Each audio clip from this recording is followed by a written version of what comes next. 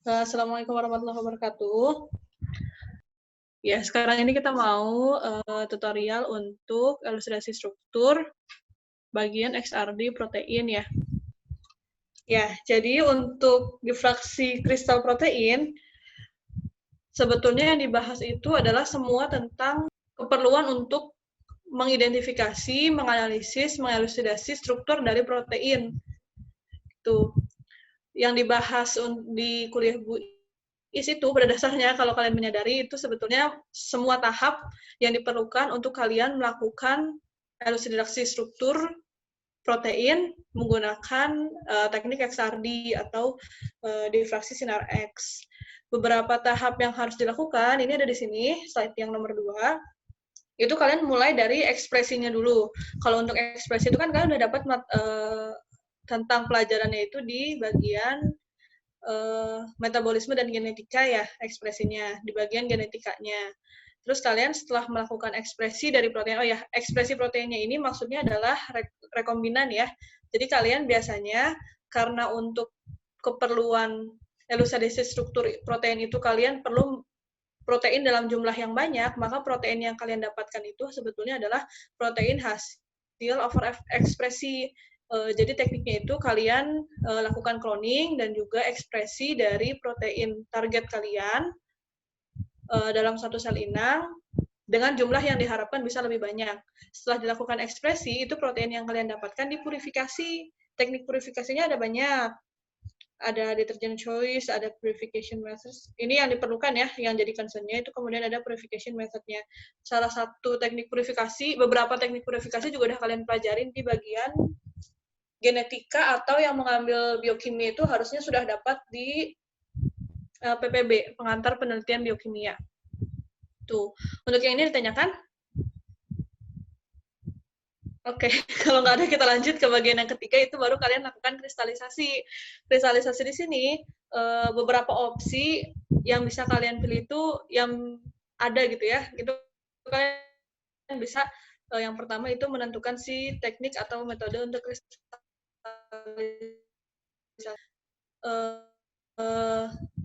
Termasuk untuk keperluan XRD itu ada banyak banget opsi yang bisa dipakai, tapi yang di-emphasize di kuliah ini tuh cuma 3 teknik yang semuanya itu adalah pada dasarnya evaporasi sama apa itu namanya ya?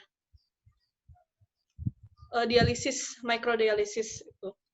Terus setelah dikristalisasi itu kalian analisis menggunakan XRD, instrumen XRD tentu saja, terus baru kalian kumpulkan datanya, terus dilakukan untuk menentukan struktur dari protein, elusidasi struktur proteinnya seperti apa.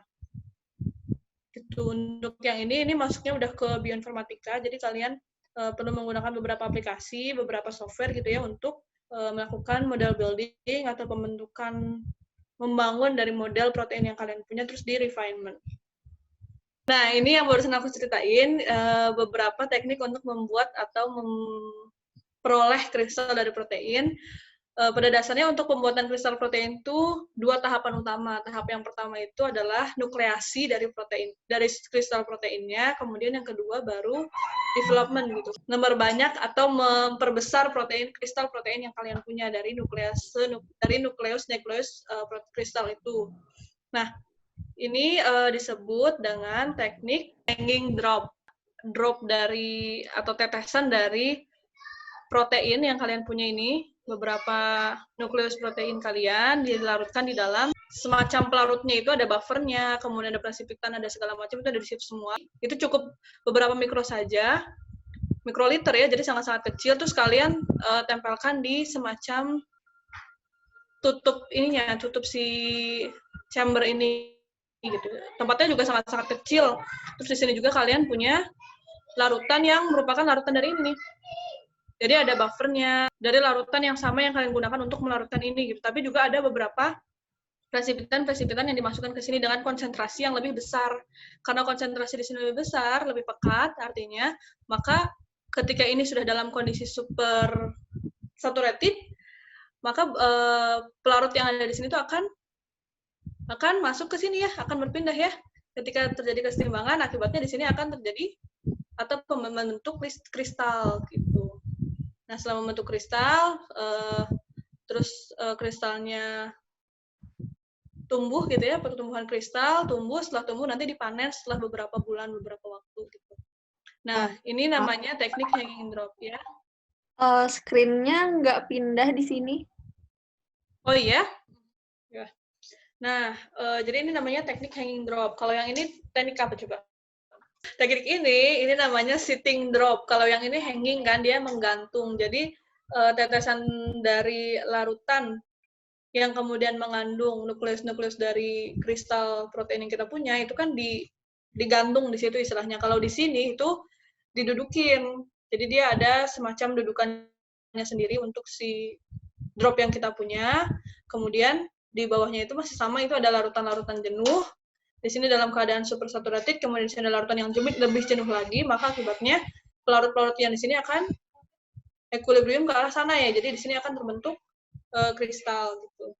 Kalau yang ini disebut microdialysis. Microdialysis ini prinsipnya sama seperti kalian pernah melakukan dialisis yang biasa di praktikum biokimia itu.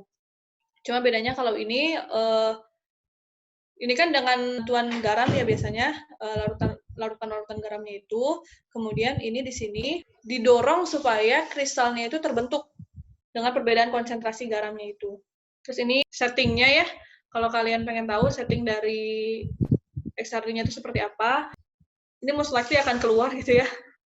Kemungkinan ya, karena dasar dari XRD-nya itu seperti itu, kristalisasi, teknik kristalisasi.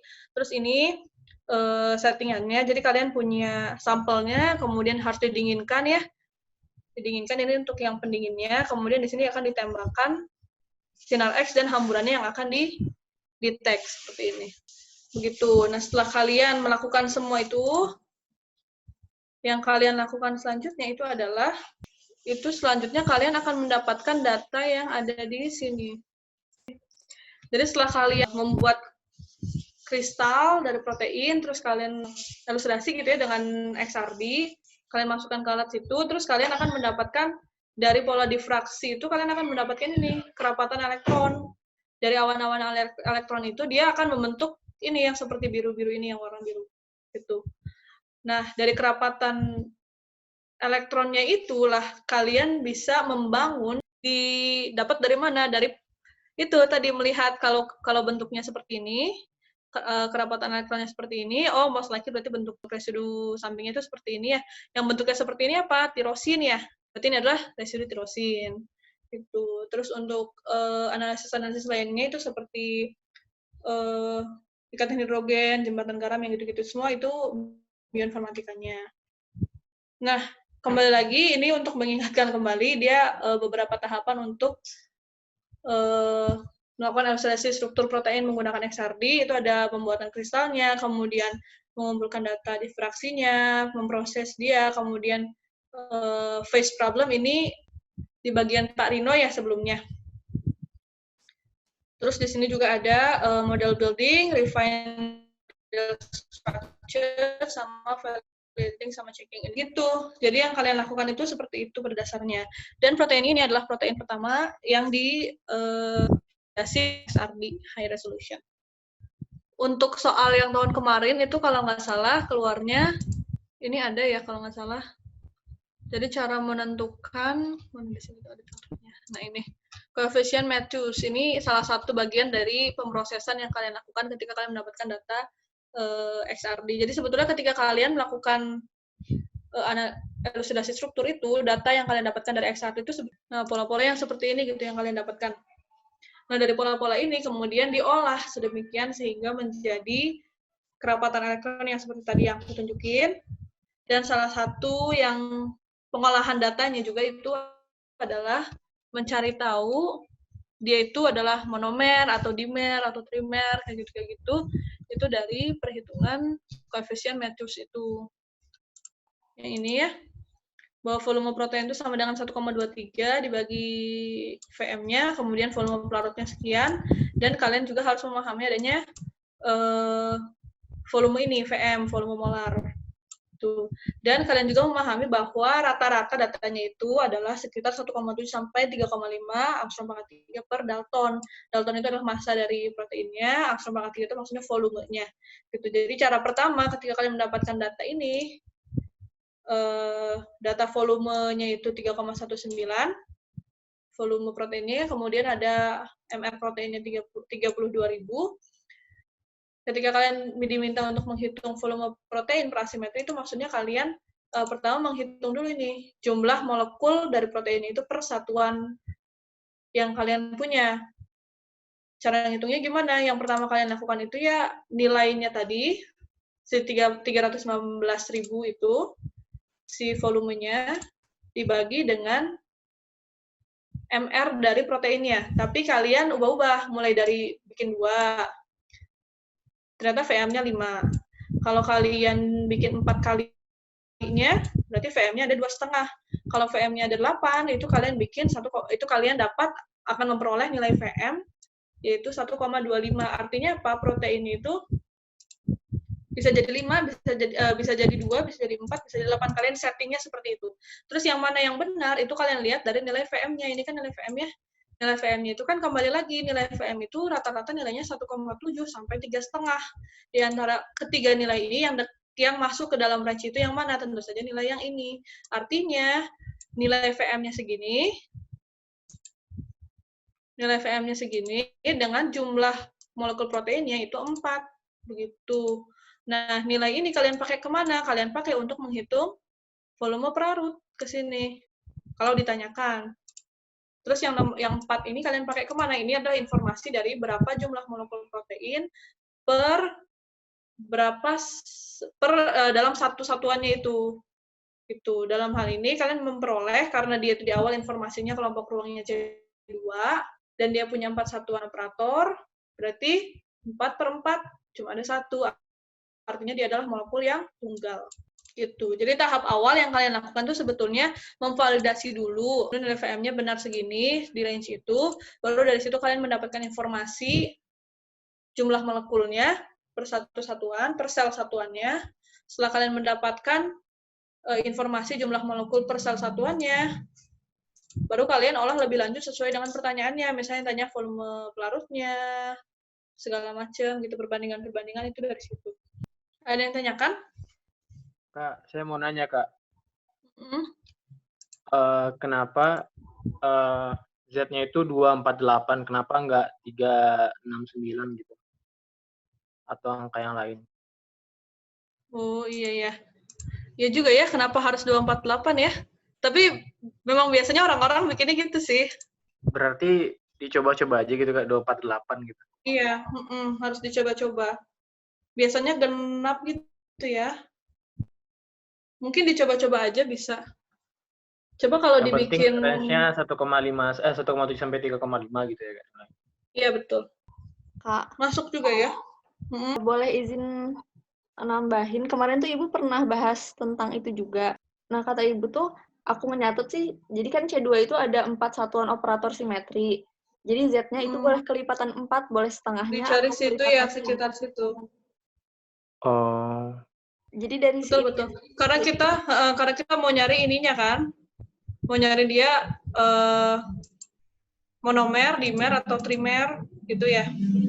Iya. Kalau trimer kan artinya kita harus mendapatkan hasil 4x3/4 satuan simetrinya, operatornya gitu. Apa enggak gara-gara dia C2 gitu, Kak? Iya, C2 itu kan punya 4 satuan simetri, operator simetri. Dan karena si protein ini kan dia pasti triklinik, artinya dia harus, dan dia bisa jadi monomer, bisa jadi dimer, bisa jadi trimer, artinya kita harus mendapatkan bisa jadi 1x4-nya, atau 2x4-nya, atau 3x4-nya. Terima kasih, Kak. Terima kasih, Kak. Terima kasih kembali. Tadi buat materi yang awal-awal itu, kan slide screen-nya nggak jalan. Boleh minta tolong dijelasin yang awal-awal nggak, Kak? Yang awal-awal tuh yang ini ya? Iya. Ya, jadi untuk menentukan struktur protein itu, tahap-tahapan pekerjaan itu pertama mulai dari ekspresi proteinnya dulu. Ekspresi protein kan kalian sebetulnya sudah belajar di genetika. Jadi itu tinggal menerapkan dari genetikanya saja.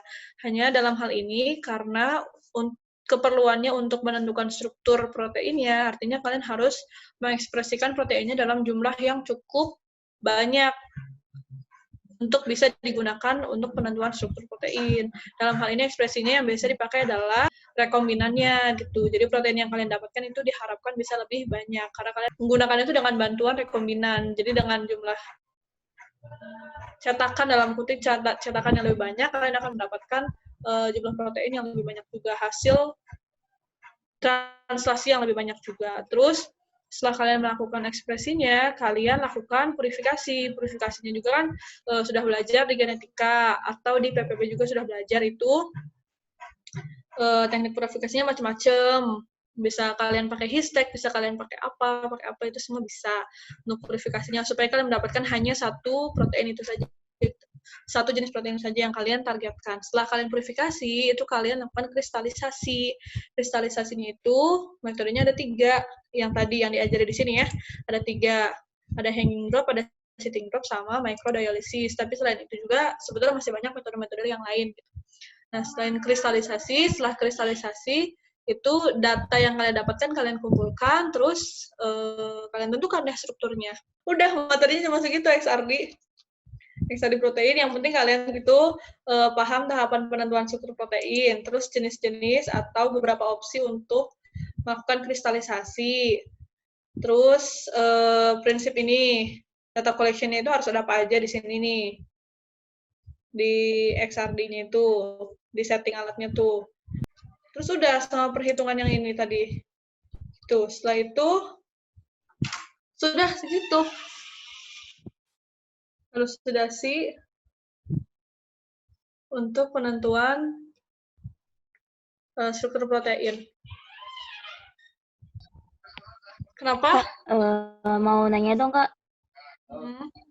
Mau nanya, kalau misalkan untuk ini kan XRD untuk protein ya, berarti ini bakalan beda jauh dari XRD yang anorganik ya, Kak? Beda jauh, sangat beda jauh. Kalau protein tuh kayak gini hasilnya. Dia macam nggak ada yang sama gitu loh hasilnya. Nggak ada pola-pola ininya gitu. Nah, penjelasannya itu kalian sudah belajar di kemungkinan simetri untuk kristal protein. Karena dia itu, karena kristal protein itu pada dasarnya triklinik gitu ya, si kisinya itu. Jadi itu hanya tanpa simetri. Jadi dia cuma punya ini sumbu putar atau sumbu sekrup sama si ini yang diperkenankan gitu. Jadi nggak ada simetri untuk cermin, pusat inversi juga nggak ada gitu untuk kristal protein karena semuanya kan beda ya.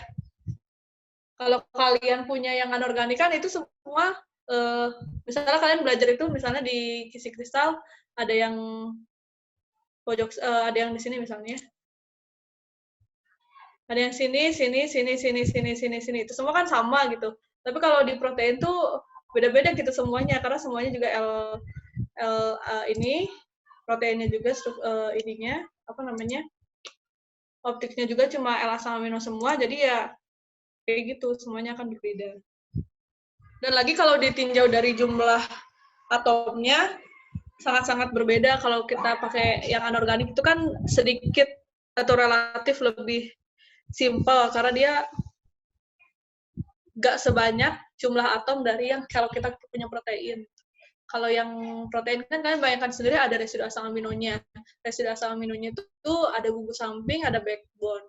Di residu sampingnya, di gugus sampingnya juga ada atom si C alfa, ada atom C karbonnya. Terus dihitung dari mulai yang hidrogen-hidrogennya juga kalau ada. Kalau kelihatan di XRD-nya.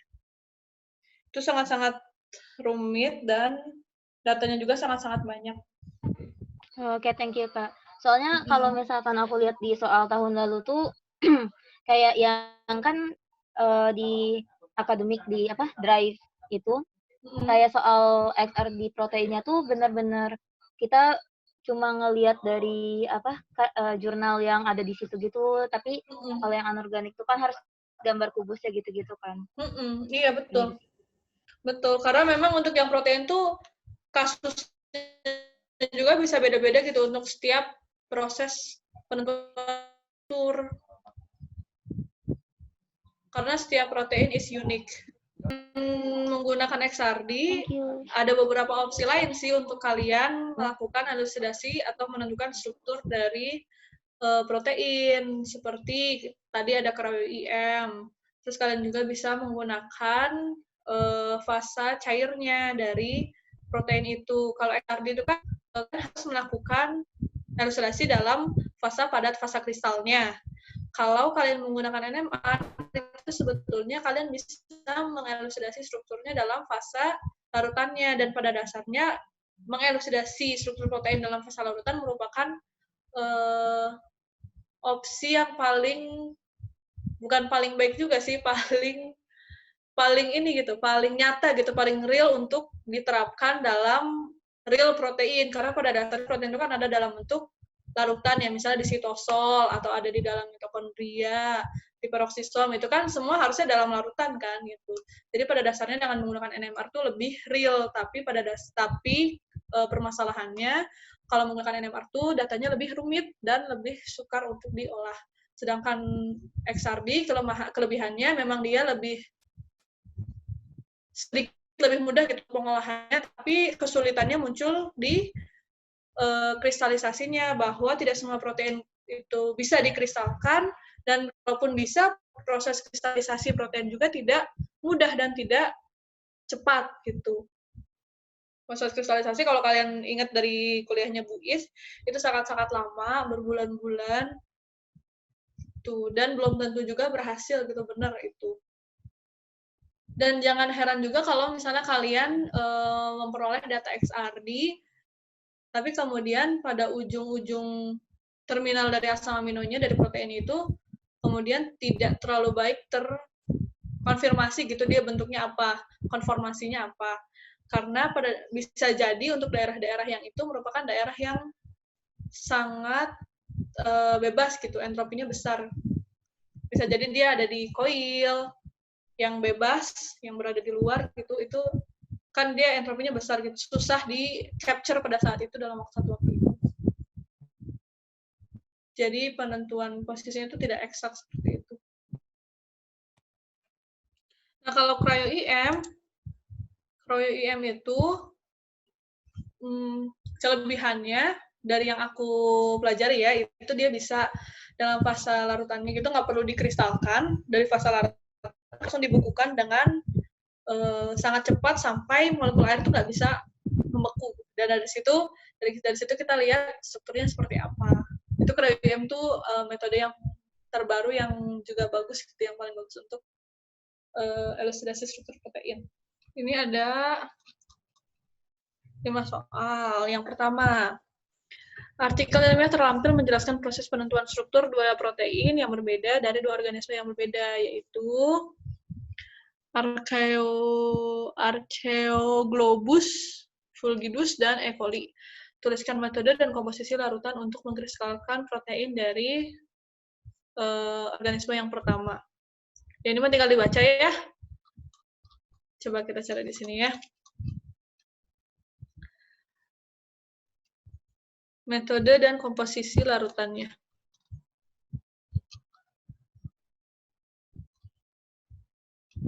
Nah, ini kristalisasi, di tahap kristalisasi ini. Nah, ini. Tiny crystals were found in the condition, ini tinggal di copy ya. Ini seperti ini.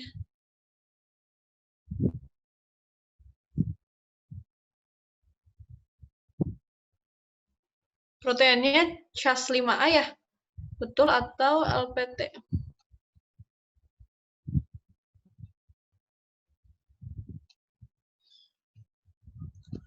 Nah, kita buka pendahuluannya.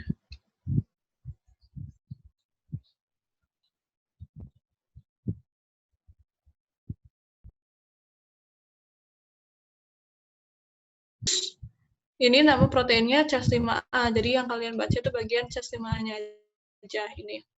Kondisi untuk kristalisasinya seperti ini.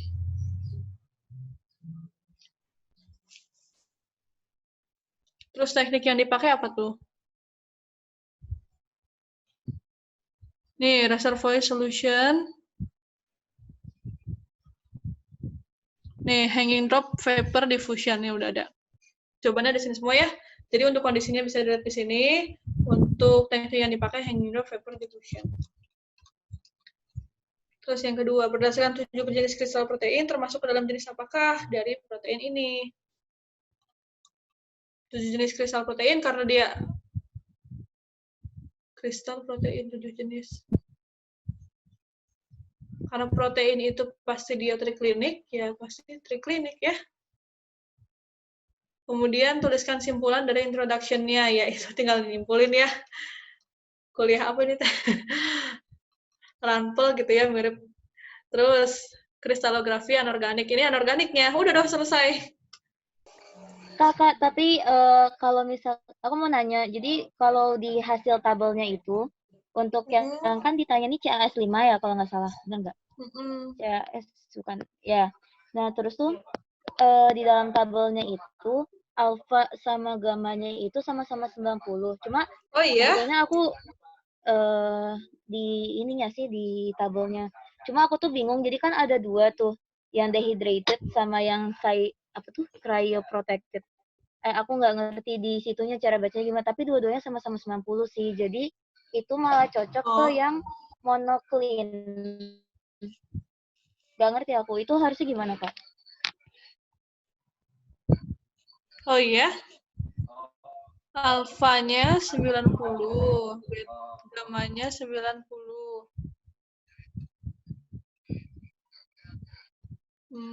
Mana tuh?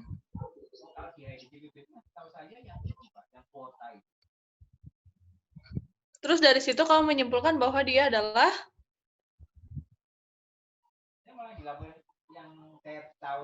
Monoclean. monoclean. Monoclean Yes, itu kan alfanya karena tidak sama syaratnya sih. dengan 90. Hah? Monoclean, sebentar. Kalau di dalam PPT-nya, oh itu tuh sama dengan, apa tidak sama dengan? Ya, aku share ya. Protein itu pasti ya ini.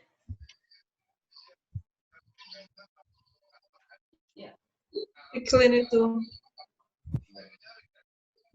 Oh, tapi nggak ada ya, Kak, yang alfa sama gamanya 90 tuh nggak ada ya? Soalnya kalau nggak tahu di PPT yang aku dapat, yang kemarin sempat di-share, itu alfa sama dengan gamma sama dengan 90. Ya, berarti mungkin ini salah.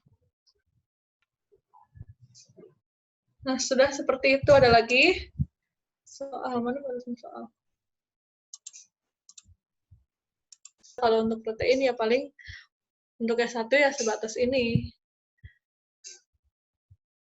Yang penting kalian paham metodenya, teknik yang dipakai untuk mengkristalkan proteinnya, setting alatnya, terus flowchart pengolahan datanya seperti apa, sama contoh perhitungan. Sudah. Oke, kalau begitu terima kasih atas perhatiannya. Assalamualaikum warahmatullahi wabarakatuh. Waalaikumsalam warahmatullahi wabarakatuh. Makasih juga, Kak. Iya.